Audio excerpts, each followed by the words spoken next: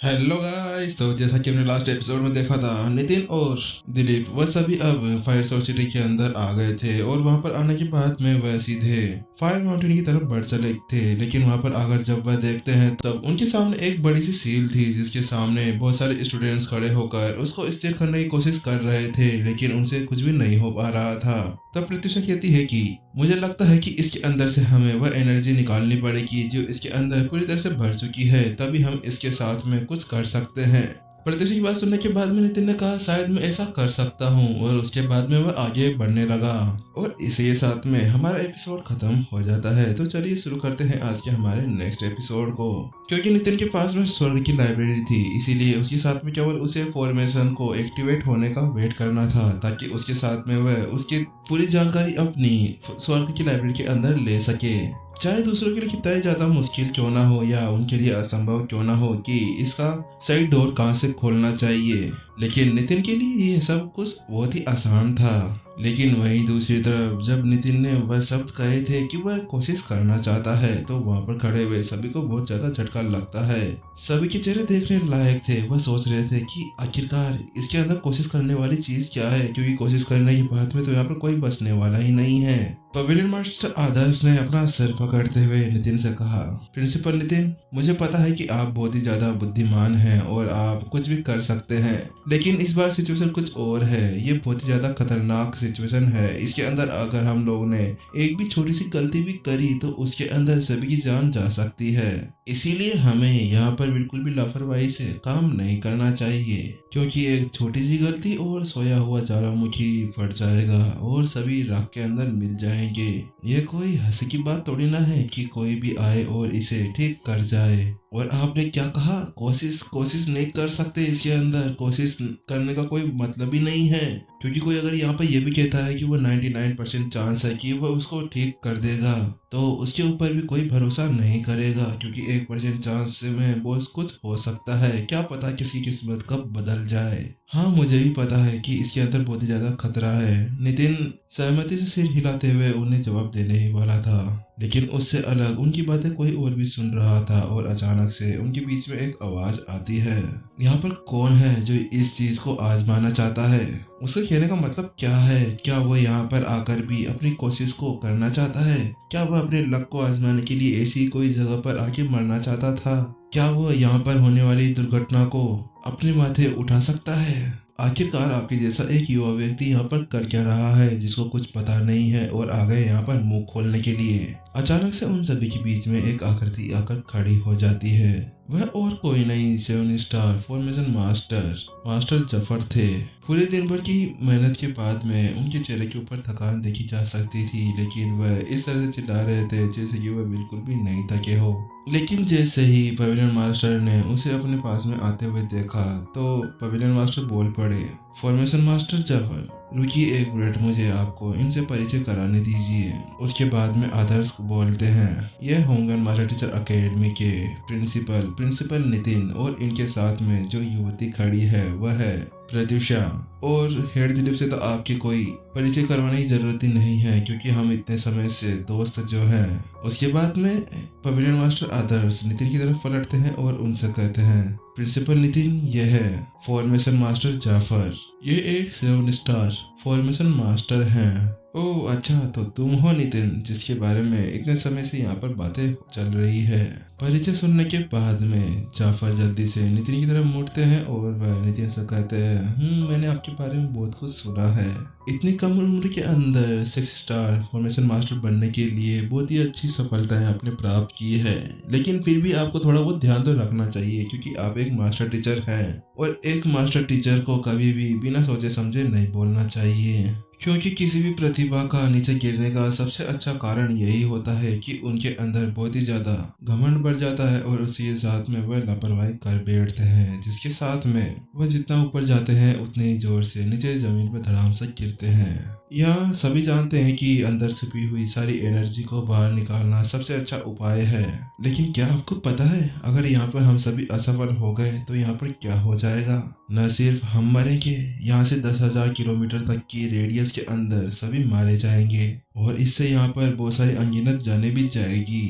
और क्या आपको यकीन है कि आप इस तरह की जिम्मेदारी को उठा सकते हैं? जाफर को नितिन की बहुत ही ज्यादा गुस्सा आ रहा था, लेकिन ये समझते हुए कि सामने वाला उसको समझाने की कोशिश कर रहा था, उसके डांटने का एक ही मतलब था कि वह मेरी बातों को कुछ गलत ले रहा हो। इसीलिए नितिन जल्दी से मुस्कुराया और वह जल्दी से जाफर से कहता है, फॉर्मेशन मास्टर जाफर, आप शायद मेरी बातों को गलत मतलब निकाल रहे हैं। जब मैंने आप सभी से कहा था कि मैं कोशिश करूंगा, तो मेरी कोशिश करने का मतलब यह था कि मुझे पूरा आत्मविश्वास है कि मैं इसके अंदर सफल हो जाऊंगा। मुझे अपनी सफलता पर पूरा भरोसा है और मैं इतना ज्यादा मूर्ख थोड़ा ना हूँ कि यहाँ पर हमारे लिए इतने सारे लोगों को खतरे में डालूं।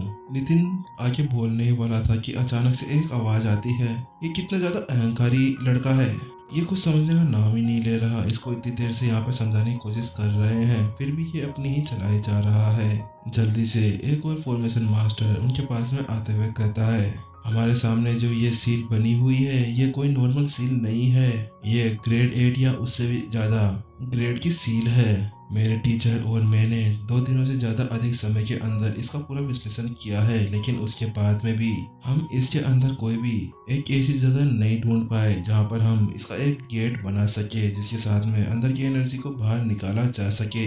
क्योंकि वास्तव में हमने यहाँ पर अगर गलत जगह पर एग्जिट बना दिया तो उसके साथ में यहाँ पर बहुत ही बड़ा धमाका हो सकता है।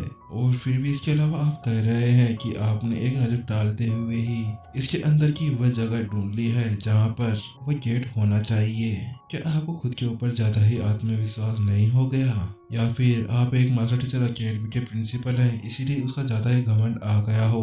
वह अधेड़ उम्र का व्यक्ति जो अभी अभी यहाँ पर आया था, वह संत लेवल स्टेज 3 का लड़ाकू था। उसने अपने आसपास में अपनी पूरी एनर्जी बिखेर दी थी, क्योंकि उसके अंदर बहुत ही ज्यादा गुस्सा भरा हुआ था। क्योंकि इतने ज्यादा समय से जाफर और उसका वह स्टूडेंट इतने समय से इस सेल की एक ऐसी जगह भी ढूंढने की कोशिश कर रहे थे जहाँ पर वह एग्जिट बना सके, ताकि उस सील को भी कोई नुकसान ना हो और उसी के साथ में उसके अंदर भरी हुई सारी एनर्जी को वह बिना किसी मुश्किल के बाहर निकाल दें। लेकिन 2 दिनों से इतनी ज्यादा मेहनत करने के बाद में भी उन्हें हर बार असफलता ही हासिल हुई, जिसके कारण उनके अंदर कूट कूट कर गुस्सा भर गया था, जिसे वह अभी नितिन के ऊपर निकाल रहे थे।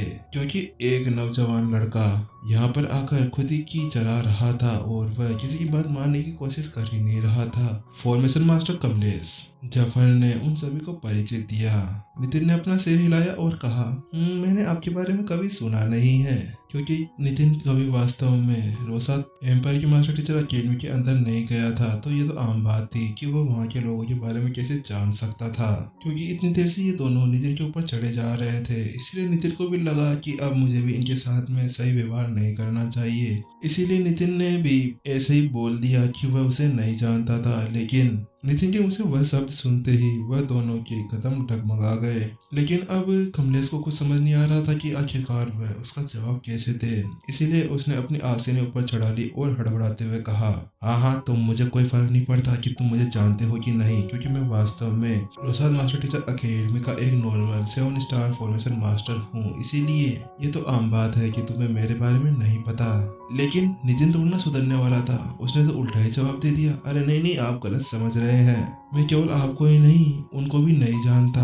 अपना सिर हिलाते हुए नितिन ने गंभीरता से जफर को देखा और उनसे कहा। नितिन के उस शब्दों को सुनने के बाद में अब लगभग कमलेश ने तो खून ही बहा दिया था और वहीं दूसरी ओर जफर की तो पूरी हालत ही खराब हो गई थी। उनके तो पूरे कदम ही लड़खड़ा गए, क्योंकि वह जानते थे कि भले ही कोई उनको नहीं जानता हो, लेकिन फिर भी उन्हें विश्वास था कि आसपास के एरिया के अंदर मास्टर टीचर जितनी भी थी, उनके अंदर उनका नाम चला करता था।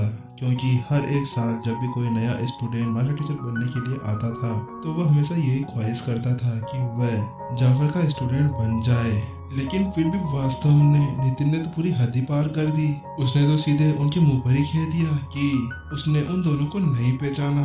नितिन की बातों को सुनने के बाद में वो दोनों इतने ज्यादा घुटन महसूस कर रहे थे कि उनको ऐसा लग रहा था कि धरती फट जाए और वह दोनों उसके अंदर समा जाए। उन तीनों की इस तरह की बातचीत को सुनते हुए प्रत्युषा भी अब हंसने लगी थी। वह मन ही मन में सोच रही थी, तुम लोगों ने किससे पंगा ले लिया? तुम उस व्यक्ति से पंगा लेने जा रहे हो जिससे अगर जो भी पंगा लेता है तो वह खून तो बहाता ही है, और फिर उसको बाद में अफसोस होता है कि वो वास्तव में इस व्यक्ति से क्यों मिले। क्योंकि प्रत्युषा इतने टाइम से नितिन के साथ में रही थी तो वह समझ चुकी थी कि नितिन किस तरह का इंसान है। अगर कोई उससे प्यार से बात करता है तो वह भी उनसे प्यार से ही बात करेगा, लेकिन अगर कोई उन्हें दबाने की कोशिश करेगा तो फिर तो वह उनकी पूरी इज्जत को नीलाम कर देंगे। आखिरकार ऐसा कौन ही होगा जो उनसे इस बहस के अंदर जीत सके। अब वहीं दूसरी तरफ नितिन उन सभी से थक चुका था। अब उनकी बातें उसे बोर करने लगी थी, इसीलिए वह आगे बढ़ता है और अपने हाथों को पीछे रखता है और उन दोनों से कहता है, चलो ठीक है, क्योंकि अब मैं तुम दोनों को नहीं जानता तो हमें अब ज्यादा आगे बात करने की कोई भी जरूरत नहीं है। क्योंकि नितिन के पास में वैसे भी वास्तव में बहुत सारे काम रहते थे, तो वह ऐसा थोड़ी ना होता कि हर बार किसी न किसी का नाम याद रखता। उसके बाद में नितिन ने जल्दी से सीट की तरफ गौर से नजर डाली और उसके बाद में उसने पवेलियन मास्टर आदर्श से कहा, पवेलियन मास्टर आदर्श, मुझे अब फ्लेक्स चाहिए। आप कहीं से भी उसे अरेंज कर दीजिए। बस वो फ्लेक्स कम से कम ग्रेड 7 की फॉर्मेशन बनाने से या उससे भी अधिक होने चाहिए। जितने ज्यादा अच्छे फ्लेक्स होंगे उतना ही ज्यादा अच्छा होगा। नितिन की बात सुनते ही अब पवेलियन मास्टर आदर्श को भी झटका लग गया। उसे समझ नहीं आ रहा था कि आखिरकार क्या वास्तव में इसको सभी की बातें समझ में आ रही है या नहीं। सभी यहाँ पर इन्हें समझाने की कोशिश कर रहे हैं, लेकिन ये तो एक ही बात पर अड़ गए हैं। प्रत्युषा, आपने ऐसा आइडिया क्यों दिया था? ये तो अब मानने का नाम ही नहीं ले रहे। अब तो इनको कैसे भी कर उस एनर्जी को बाहर निकालना है। क्या इन्हें समझाने का कोई और तरीका नहीं है? यही सोचते हुए अब पवेलियन मास्टर आदर्श ने तो अपना सर ही पीट लिया। लेकिन वो भी जानते थे कि अब वह नितिन को कुछ भी नहीं बोल सकते थे, क्योंकि पिछली बार जब वह उससे मिले थे तो सामने वाले ने उन्हें इतना ज्यादा बेइज्जत किया था कि उन्हें वहां से मुंह छुपाकर भागना पड़ा।